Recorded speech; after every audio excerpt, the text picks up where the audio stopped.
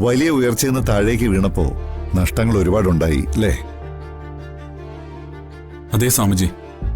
മനുഷ്യനെ ഉയരങ്ങളിലേക്ക് ഉയർത്തുന്ന സമ്പത്ത് ഒരു നിമിഷം കൊണ്ട് അതേ മനുഷ്യനെ ശൂന്യതയിലേക്ക് തള്ളുകയും ചെയ്യും. അത് വിധിയുടെ ഒരു ക്രമമാണ്. നമുക്കത് തടയാനാവില്ല.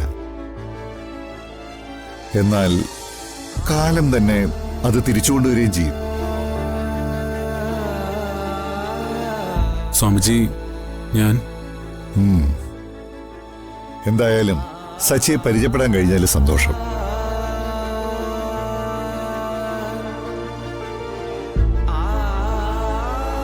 അടുത്ത തവണ വരുമ്പോ അകത്തേക്ക് വരണം.